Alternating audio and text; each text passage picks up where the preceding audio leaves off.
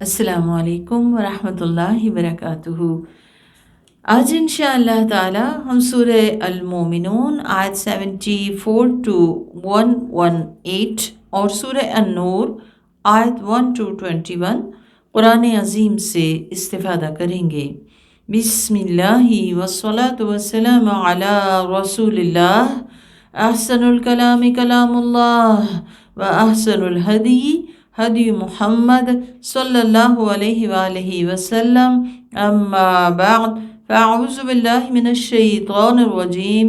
बिस्मिल्लाहिर रहमानिर रहीम। रब्बिश्रह ली सदरी वयस्सिर ली अमरी वहलुल उक़दतम मिन लिसानी यफ़क़हू क़ौली। व इन्नल्लज़ीना ला युमिनून बिल आखिरति अनिस सिराति लनाकिबून। फरमाया कि बेशक जो लोग आखिरत पे ईमान नहीं रखते वही राह रास्त से हटे हुए हैं, यही दरअसल इन्हिराफ करने वाले हैं, क्योंकि आखिरत पर ईमान ही इंसान को सीधे रास्ते पे रखता है, वरना तो इंसान की ख्वाहिशात इतनी लामुतनाही हैं कि उसको ले डूबती हैं। फरमाया अगर हम इन पे रहम करें और इन्हें जो तकलीफ़ लाहक है उससे दूर कर दें तो वो अपनी सरकशी में भटकते रहने पर और भी इसरार करने लगें। और हमने इन्हें अजाब में गिरफ्तार किया लेकिन वो अपने रब के सामने ना झुके और ना ही उन्होंने गिरियाज़ारी की। इसका पस मंज़र कुछ इस तरह से है कि रसूलुल्लाह सल्लल्लाहु अलैहि वसल्लम ने अल्लाह सुब्हानहू व तआला से जब अहले मक्का की बार बार बुलाए जाने के बावजूद इनकार पर अल्लाह सुब्हानहू व तआला से बद्दुआ की तो अहले मक्का पर कहत आ पड़ा। आप सल्लल्लाहु अलैहि वसल्लम ने दुआ की थी कि अल्लाह जैसे यूसुफ अलैहिस्सलाम के ज़माने में 7 साल कहत रहा, इसी तरह अहले मक्का पर कहत भेज कर मेरी मदद फरमा। तो उस पर फरमाया गया कि अगर हम इनका कहत ये दूर भी कर दें तो फिर भी यानी ये सरकशी से बाज नहीं आते और हमने इन्हें इस कहत के अजाब में गिरफ्तार किया है, लेकिन इसके बावजूद ना ही अल्लाह के आगे झुकते हैं और ना ही गिरियाज़ारी करते हैं। तो यहाँ से हमें जो बात पता चलती है वो क्या है कि तकलीफ़ आए तो इंसान को अल्लाह सुब्हानहू व तआला के आगे झुकना चाहिए, आजिज़ी इख्तियार करनी चाहिए, इस्तग़फ़ार करनी चाहिए, ना कि अल्लाह सुब्हानहू व तआला से इंसान शिकवे करने लगे और ब्लेम गेम स्टार्ट कर दे। इससे मज़ीद क्या होता है, अल्लाह सुब्हानहू व तआला की नाराज़गी आती है। तो हम पे भी कोई छोटी बड़ी मुश्किल आए, परेशानी आए तो क्या है, अल्लाह के आगे झुकें, अल्लाह के आगे आजिज़ी इख्तियार करें और इस्तग़फ़ार करें। फरमाया कि वो अपने रब के सामने न झुके और ना ही उन्होंने गिरियाज़ारी की, यहाँ तक कि जब हमने उनके सामने सख्त अजाब वाला एक दरवाज़ा खोल दिया तो उसकी वजह से वो मायूस हो गए, यानी मौत ने उन्हें आ लिया और अब उनके लिए कोई उम्मीद बाकी ना रही। और वही है जिसने तुम्हारे लिए कान और आँखें और दिल बनाए। तुम लोग बहुत कम ही शुक्रगुजार होते हो। बहुत खूबसूरत आयत है। ये वो नेमतें हैं जो अल्लाह सुब्हानहू व तआला ने हमें दे दी, जिनका कोई नेमुल बदल दुनिया में नहीं, लेकिन अक्सर हम इनसे गाफिल रहते हैं, इनको नेमत समझते ही नहीं, और जब नेमत नहीं समझते तो शुक्रगुजारी दिल में आती ही नहीं। और असल शुक्रगुजारी तो यही है कि इंसान जिस मालिक ने ये नेमतें दी हैं उसकी रज़ा के लिए इनको इस्तेमाल करे। फरमाया उसी ने तुम्हें ज़मीन पे पैदा किया और उसी के पास तुम सब इकट्ठे किए जाओगे। और वही है जो ज़िंदगी और मौत देता है और उसी के इख्तियार में है रात और दिन का एक दूसरे के बाद आना जाना। क्या तुम गौर नहीं करते? बल्कि ये लोग वैसी ही बातें करते हैं जैसी अगले लोगों ने की थी। कहते हैं क्या जब हम मर जाएंगे और मिट्टी और हड्डियां बन जाएंगे तो क्या हम दोबारा उठाए जाएंगे? इसी किस्म का वादा हमसे और हमारे बाप दादा से पहले भी किया जाता रहा है। ये बातें अगले लोगों की कहानियों के सिवा कुछ भी नहीं। आप इनसे पूछिए کہ اگر تمہیں معلوم ہے تو بتاؤ کہ زمین میں اور اس میں رہنے والوں کا مالک، زمین اور اس کے رہنے والوں کا مالک کون ہے؟ اور وہ یہی جواب دیں گے کہ ان کا مالک اللہ ہے۔ آپ کہیے تو پھر تم نصیحت حاصل کیوں نہیں کرتے؟ آپ ان سے پوچھئے کہ ساتوں آسمانوں کا رب کون ہے اور عرش عظیم کا رب کون ہے؟ سیقولون للہ، ان قریب وہ جواب دیں گے کہ اللہ۔ قل افلا تتقون، کہہ دیجئے کہ اب پھر بھی تم نصیحت نہیں پکڑتے، تقوی اختیار نہیں کرتے۔ آپ ان سے پوچھئے اگر تمہیں معلوم ہے تو بتاؤ کہ ہر چیز کی بادشاہی کس کے ہاتھ میں ہے اور جو سب کو پناہ دیتا ہے اور اس کی مرضی کے خلاف کسی کو پناہ نہیں دی جا سکتی۔ وہ یہی جواب دیں گے کہ ہر چیز کا بادشاہ صرف اللہ ہے۔ آپ کہیے تو پھر تم جادو کیے ہوئے کی طرح کہاں بھٹکتے جا رہے ہو؟ بل اتیناہم بالحق، بلکہ ہم ان کے پاس حق لے کر آئے ہیں، یعنی قرآن عظیم لے کر آئے ہیں، اور وہ بے شک جھوٹے ہیں۔ کیا کس بات میں؟ کہ یہ اگلے وقتوں کی کہانیاں ہیں۔ اللہ سبحانہ و تعالیٰ نے اپنی کوئی اولاد نہیں بنائی اور نہ اس کے ساتھ کوئی دوسرا معبود ہے۔ اگر ایسا ہوتا تو ہر معبود اپنی مخلوقات کو لے کر الگ ہو جاتا اور ان میں سے ہر ایک دوسرے پہ چڑھ بیٹھتا۔ اللہ سبحانہ و تعالیٰ ان تمام عیوب و نقائص سے پاک ہے جنہیں لوگ اس کی طرف منسوب کرتے ہیں۔ وہ غائب و حاضر کا جاننے والا ہے، پس وہ ان معبودوں سے بہت ہی بلند و بالا ہے جنہیں مشرکین اس کا شریک ٹھہراتے ہیں۔ آپ کہیے اے میرے رب، جس عذاب کا ان کافروں سے وعدہ کیا جا رہا ہے، اگر تو مجھے دکھانا ہی چاہے تو میرے رب مجھے ان ظالموں میں شامل نہ فرمانا، اور ہم بے شک اس بات پر قادر ہیں کہ جس عذاب کا ہم نے ان سے وعدہ کر رکھا ہے وہ آپ کو دکھلائیں۔ آپ برائی کے بدلے میں وہ کیجئے جو سب سے اچھا ہو۔ ادفع باللتی ہی احسن السیئہ، یعنی برائی کا جواب برائی سے نہیں بلکہ اس طریقے سے دیا جائے جو سب سے اچھا ہو، اور یہ بہترین طریقہ ہے دنیا اور آخرت کی کامیابی کا کہ انسان بھلائی کرتا ہی چلا جائے، اس بات سے ماورا ہو کر کہ دوسرا شخص اس کے ساتھ کیا رویہ اختیار کیے ہوئے ہے۔ فرمایا کفار آپ کے بارے میں جو کچھ کہا کرتے ہیں ہم اس سے خوب واقف ہیں، اور آپ کہہ دیجئے، یہی ہماری آج کی آیات ہیں جن کو ہم فکس کریں گے۔ وہ کیا ہیں؟ وَقُلْ رَبِّ أَعُوذُ بِكَ مِنْ هَمَزَاتِ الشَّيَاطِينِ وَأَعُوذُ بِكَ رَبِّ أَنْ يَحْضُرُونَ۔ آپ کہہ دیجئے میرے رب، میں یقیناً تیرے ذریعے شیطان کے وسوسوں سے پناہ مانگتا ہوں، اور میرے رب میں تیرے ذریعے سے اس سے بھی پناہ مانگتا ہوں کہ وہ شیاطین میرے قریب بھی پھٹکیں۔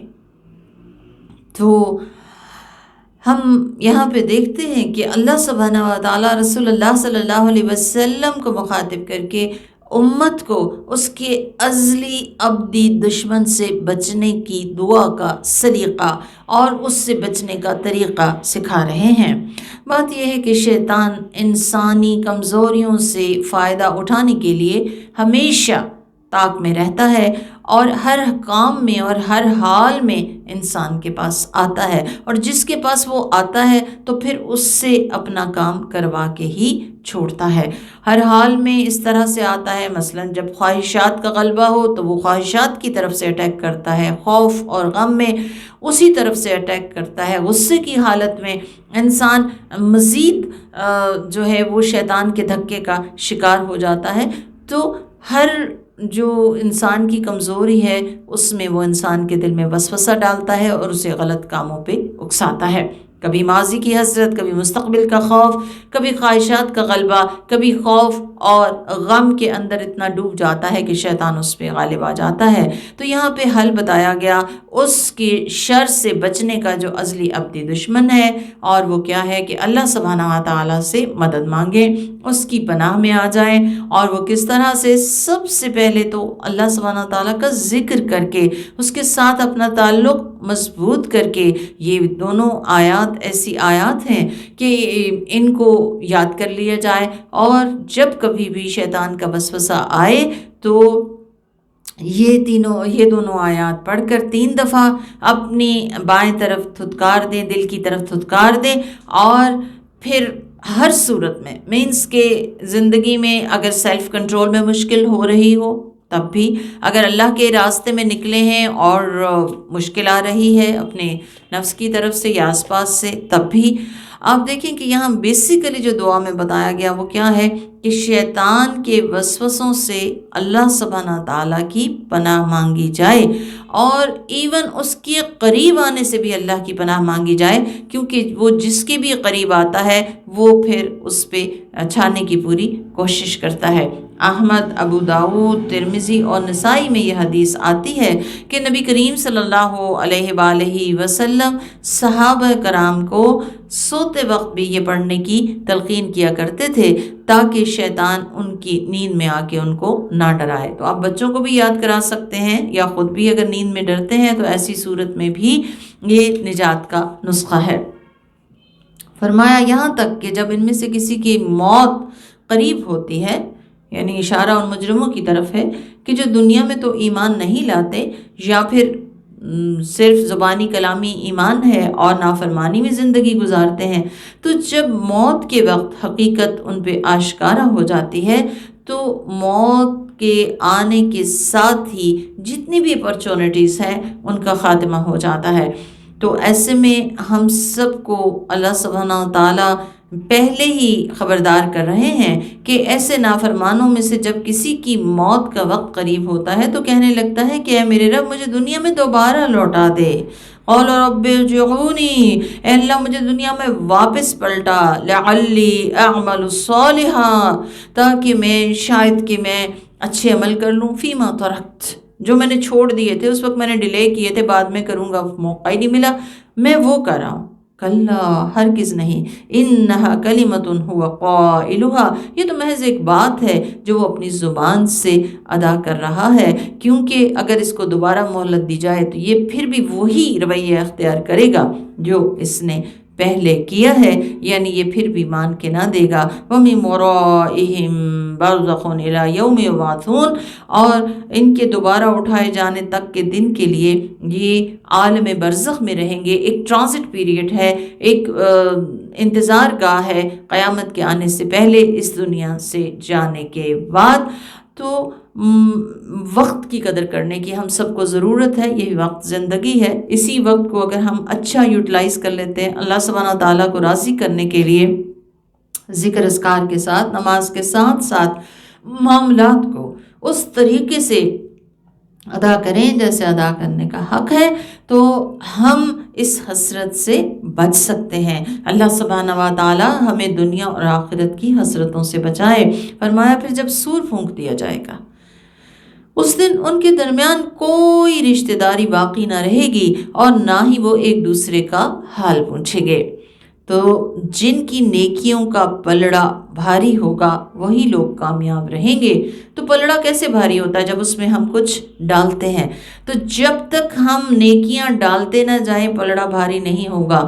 چھوٹی بڑی جو نیکی بھی انسان کو نظر آئے، موقع ملے، اس کو یوٹیلائز کرنا چاہیے اور نیکی کا موقع ہاتھ سے نہیں جانے دینا چاہیے۔ فرمایا جن کی نیکیوں کا پلڑا ہلکا ہوگا وہی لوگ خسارہ پانے والے ہوں گے اور ہمیشہ کے لیے جہنم میں رہیں گے۔ حال کیا ہوگا ان کا؟ آگ ان کے چہروں کو جھلس دے گی اور وہ لوگ اس میں نہایت بد شکل اور ڈراؤنی صورت والے ہوں گے۔ وَهُمْ فِيهَا كَالِحُونَ کی بات یہاں پہ کی گئی ہے۔ فرمایا ان سے کہا جائے گا، اللہ سبحانہ تعالیٰ ان سے پوچھیں گے کیا میری آیات تمہارے سامنے پڑھی نہیں جاتی تھی تو تم لوگ انہیں جھٹلاتے تھے؟ وہ لوگ کہیں گے اے ہمارے رب، ربنا، اے ہمارے رب، غلبت علینا شقوتنا، ہم پہ ہماری بدبختی غالب آ گئی، چھا گئی، وکنا قوما ضالین، اور ہم ایک بھٹکی ہوئی قوم تھے۔ دنیا میں تو انسان کبھی بھی اب مانتا ہی نہیں ہے غلطی، اور اپنے آپ کو ہمیشہ راہ راست پہ سمجھتا ہے، لیکن وہاں پہ جب کوئی صورت نظر نہ آئے گی تو انسان اپنے بھٹکنے کا اقرار کر لے گا، اور اس وقت اللہ تعالیٰ سے دعا کریں گے یہ لوگ، اے ہمارے رب ہمیں یہاں سے نکال دے، اگر ہم دوبارہ گناہ کریں تو یقیناً ہم ظالم ہوں گے۔ قَالَ اخْسَئُوا فِيهَا وَلَا تُكَلِّمُونَ، اللہ تعالیٰ کہیں گے کہ دور رہو اور مجھ سے بات بھی نہ کرو۔ اخسا کہتے ہیں کتے کے دھتکارنے کو، یعنی بڑی بے عزتی ہوگی، اور انہیں کہا جائے گا کہ تمہیں کلام کی بھی اجازت نہیں، دور ہو جاؤ۔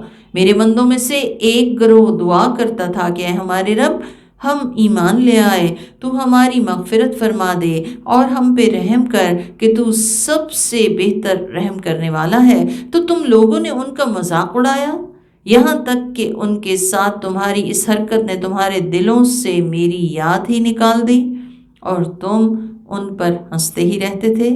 آج میں نے انہیں ان کے صبر کا بہتر بدلہ یہ دیا ہے کہ وہی لوگ کامیاب اور بامراد ہیں۔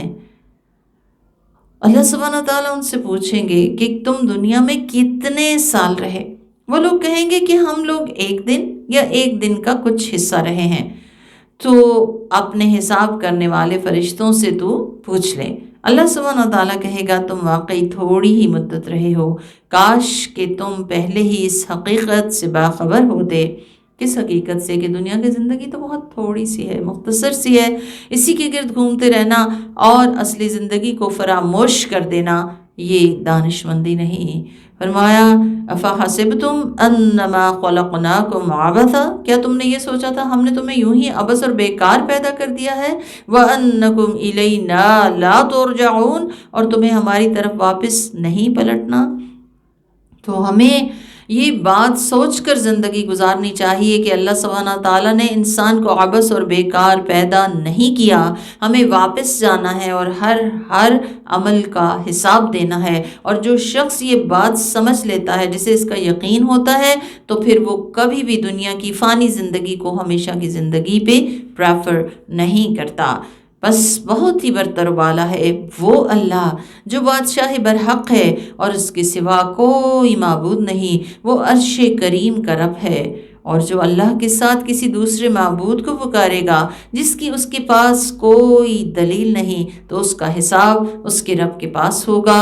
بے شک کافر کبھی کامیاب ہونے والے نہیں۔ وَقُلْ رَبِّ اغْفِرْ وَارْحَمْ وَأَنْتَ خَيْرُ الرَّاحِمِينَ، اور آپ کہیے اے میرے رب میری مغفرت فرما اور مجھ پر رحم فرما کہ تو سب سے بہتر رحم کرنے والا ہے، اور اللہ کی رحمت کے بغیر تو کچھ بھی حاصل نہیں ہوتا، نہ ہی دنیا میں اور نہ ہی آخرت میں، اور نہ ہی کسی قسم کی کامیابی انسان کو میسر آ سکتی ہے۔ بہت خوبصورت آیت ہے یہ بھی۔ جب بھی اللہ سبحانہ تعالیٰ سے رحم مانگنا ہو انہی الفاظ کے ساتھ ہم مانگ سکتے ہیں، رب اغفر وارحم وانت خیر الراحمین، آمین۔ سورہ نور مدنی سورت ہے، اور حضرت عمر نے حکم دیا تھا اپنی جب خلافت ان کو ملی کہ اپنی عورتوں کو سورہ نور سکھاؤ، اور اس تمام سورہ کے احکام جو ہیں وہ بہت اہم ہیں، ان پہ عمل کرنا فرض بھی ہے۔ بسم اللہ الرحمن الرحیم، سورۃ انزلناها وفرضناها وانزلنا فیها آیات بینات لعلکم تذکرون۔ اللہ تعالیٰ کہہ رہے ہیں یہ ایک سورت ہے جسے ہم نے نازل کیا ہے، جسے ہم نے فرض کیا ہے، اور ہم نے اس میں واضح واضح احکام نازل کیے ہیں۔ کس لیے نازل کیے ہیں؟ تمہارے لیے، کہ تم ان سے نصیحت پکڑو، یعنی ان کو پڑھنے اور سمجھنے کے بعد ہمیں ان کی اہمیت کو ذہن میں رکھتے ہوئے انہیں اپنی زندگی میں نافذ کرنا چاہیے۔ فرمایا زنا کرنے والی عورت اور زنا کرنے والے مرد ہر ایک کو 100 کوڑے مارو، اور اگر تم اللہ اور یوم آخرت پہ ایمان رکھتے ہو تو تمہیں اللہ سبحانہ تعالیٰ کے دین کے معاملے میں ان دونوں پہ ترس نہ کھانا چاہیے۔ یعنی یہ جو حد ہے اللہ سبحانہ تعالیٰ نے مقرر کی ہے ان کی سزا، اس کو نافذ کرنے کے لیے تمہیں ان پہ ترس نہیں آنا چاہیے، اور ان دونوں کو سزا دیتے وقت مومنوں کی ایک جماعت کو موجود رہنا چاہیے۔ کس لیے؟ تاکہ وہ انہیں دیکھ کے عبرت حاصل کریں اور آئندہ کسی کو بھی ایسا کام کرنے کی جرت نہ ہو۔ زانی مرد صرف زانیہ یا مشرک عورت سے نکاح کرتا ہے اور زانیہ عورت سے صرف زانی یا مشرک مرد ہی شادی کرتا ہے، یعنی ہر شخص اپنے مزاج کے مطابق ہی شادی کرتا ہے، جیسا وہ خود ہوتا ہے ویسا ہی اسپاؤس وہ لائک کرتا ہے۔ وَحُرِّمَ ذَلِكَ عَلَى الْمُؤْمِنِينَ اور ایمان والوں کے لیے ایسا کرنا حرام ہے۔ ایک تو یہ کہ ایمان والے ایسے کلچر کو پسند ہی نہیں کرتے اور مومن ایسے اسپاؤس کو لائک ہی نہیں کرتے، اور دوسری بات یہ ہے کہ یہ فعل حرام ہے، اس کی سزا دنیا میں بھی ہے اور آخرت میں بھی ہے، لیکن اس کے ساتھ ساتھ اس کو مذاق نہ بنا لیا جائے، اس کے لیے حد قذف جاری کر دی گئی اور فرمایا کہ جو لوگ پاک دامن عورتوں پہ زنا کی تہمت کریں پھر 4 گواہ نہ لائیں تو تم انہیں 80 کوڑے لگاؤ اور کبھی ان کی کوئی گواہی قبول نہ کرو کہ یہی لوگ فاسق ہیں۔ تو یہ جو حد کا نفاذ ہے بہتان کسی پہ لگانے کا، یہ کس لیے کیا گیا؟ تاکہ اسکینڈلز کو ہوا نہ دی جائے اور سزا کو مذاق نہ بنا لیا جائے۔ لیکن اس کے ساتھ ساتھ اللہ سبحانہ تعالیٰ کیا چاہتے ہیں؟ الذین تابوا من بعد ذلک، جو کوئی یہ کرنے کے بعد توبہ کر لے، یعنی رجوع کر لے، اپنے آپ کو درست کر لے، وَأَصْلَحُوا اور اپنی اصلاح کر لے، اپنا طرز عمل درست کر لے، فَإِنَّ اللَّهَ غَفُورٌ رَحِيمٌ تو بے شک اللہ تعالیٰ غفور الرحیم ہے، یعنی اللہ سبحانہ تعالیٰ نے ہر گناہ گار کے لیے بھی توبہ کا دروازہ کھلا رکھا ہے کہ جو بھی جہاں سے بھی پلٹنا چاہے اللہ کی طرف واپس پلٹ جائے۔ پھر فرمایا کہ جو لوگ اپنی بیویوں پہ زنا کی تہمت لگائیں، ایک تو عام عورت پہ تھا، اب یہ ہے کہ کوئی مرد اگر اپنی بیوی پہ زنا کی تہمت لگاتا ہے اور اس کو لگتا ہے کہ اس کا حمل جو ہے وہ اس کا اپنا حمل نہیں ہے، یعنی حرام کا ہے، یا زنا کا الزام لگاتا ہے، فرمایا اور ان کے پاس اس کے سوا کوئی گواہ نہ ہو تو ایسا آدمی اللہ کی قسم کھا کر 4 مرتبہ گواہی دے کہ وہ بے شک اپنی بات میں سچا ہے، اور 5ویں مرتبہ کہے کہ اگر وہ جھوٹا ہے تو اس پہ اللہ کی لعنت ہو، اور بیوی سے یہ عذاب ٹال دیا جائے گا اگر وہ اللہ کی قسم کھا کر 4 مرتبہ گواہی دے کہ شوہر بے شک جھوٹا ہے، اور 5ویں مرتبہ کہے کہ اگر وہ سچا ہے تو اس عورت پہ اللہ کا غضب نازل ہو۔ تو یہاں پہ ہم دیکھتے ہیں کہ انسانوں کی گواہی کی سبسٹیوٹ میں اللہ سبحانہ تعالیٰ کی قسمیں قرار دی گئی ہیں۔ اگر مرد الزام لگاتا ہے عورت پہ اور وہ اقرار کر لیتی ہے تو اس پہ حد جاری ہوگی، اور اگر وہ انکار کرتی ہے تو اس صورت میں اسے بھی قسمیں کھانی ہوں گی، لیکن اسے قانون لعان کہتے ہیں۔ لعان کے بعد خاوند اور بیوی میں ہمیشہ کی جدائی کروائی جائے گی، بچہ ماں کو ملے گا اور وہ وراثت کا، باپ کی وراثت کا حقدار نہ ہوگا۔ فرمایا اگر تم پہ اللہ کا فضل اور اس کی رحمت نہ ہوتی تو تم شدید مشقت میں پڑ جاتے، اور بے شک اللہ سبحانہ و تعالی توبہ قبول کرنے والا، بڑی حکمت والا ہے۔ ان الذین جاءوا بالافک، بے شک وہ لوگ جو افک لے کر آئے، یعنی افک کہتے ہیں حقیقت سے ہٹی ہوئی بات، یعنی جنہوں نے حضرت عائشہ رضی اللہ تعالیٰ عنہا پر تہمت لگائی۔ واقع افک کا یہاں پہ ذکر ہے، خلاصہ اس کا یہ ہے کہ پردے کی فرضیت کے بعد نبی کریم صلی اللہ علیہ وسلم بنو المصطلق کے لیے 6 ہجری میں صحابہ کرام کے ساتھ رابغ کی طرف روانہ ہوئے۔ واپسی پہ ایک رات مدینہ منورہ کے قریب پڑاؤ ڈالا گیا اور صبح کو روانہ ہو گئے۔ روانگی سے قبل ام المومنین حضرت عائشہ صدیقہ رضی اللہ تعالیٰ عنہا قضائے حاجت کے لیے گئیں، تو انہوں نے اپنی بہن سے جو مستعار لیا تھا، ہار بہت قیمتی تھا، وہ ان کے گلے سے گر گیا، اور جب وہ واپس یعنی اپنی قیام کی جگہ جہاں پڑاؤ ڈالا تھا وہاں پہنچی، انہوں نے دیکھا کہ اب ہار میرے گلے میں نہیں ہے، تو اپنے قدموں پہ واپس پلٹی تلاش کرنے کے لیے۔ اتنی دیر میں قافلہ روانہ ہو گیا تھا، اور انہوں نے وہ ہودج جس میں وہ بیٹھتی تھی اسے یہ سمجھ کر کہ آپ اندر ہی تشریف رکھتی ہیں، اسے اونٹ پہ لادا اور لے کر چل پڑے۔ اب جب یہ واپس پلٹیں اپنے مقام پہ تو دیکھا کہ قافلہ تو جا چکا ہے، تو حضرت عائشہ اپنی چادر اوڑھ کر یہ سوچ کے وہیں بیٹھ گئیں کہ جب رسول اللہ کو میری عدم موجودگی کا پتہ چلے گا تو وہ ضرور واپس آئیں گے۔ اب ایسا تھا کہ صفوان بن معطل انصاری رضی اللہ تعالیٰ عنہ ایک ایسے صحابی تھے، بدری صحابی تھے، کہ جن کی ڈیوٹی یہ تھی کہ جب قافلہ کوچ کر جائے تو اس کے بعد وہ صبح کی روشنی میں اچھے طریقے سے جائزہ لیں کہ کسی کی کوئی چیز رہ تو نہیں گئی، کسی کا کوئی سامان پیچھے تو نہیں رہ گیا، اور اگر وہ رہ جائے تو وہ لے کر وہ واپس پلٹیں قافلے کے پاس۔ اب جب وہ چیزوں کی تلاش میں اس جگہ پہ پہنچے تو انہوں نے حضرت عائشہ صدیقہ رضی اللہ تعالیٰ عنہا کو وہاں دیکھا اچانک سے کہ وہ وہاں بیٹھی ہیں، تو انہوں نے کہا انا للہ و انا الیہ راجعون، اور اپنا اونٹ لا کر ان کے قریب بٹھا دیا۔ حضرت عائشہ خاموشی سے اس اونٹ پہ سوار ہو گئی اور صفوان بن معطل جو ہیں وہ اونٹ ہانکتے ہوئے اپنی منزل مقصود کی طرف چل پڑے، یعنی مدینہ کی طرف۔ تو جب یہ قافلے کے پاس پہنچے تو جو منافقین کا سردار تھا عبداللہ بن ابی، اس نے فوراً موقع جو ہے وہ غنیمت جانا اور کہنے لگا کہ آج یہ بچ کے نہیں آئی ہے، اور اس بات کو اس نے بہت زیادہ ہوا دی۔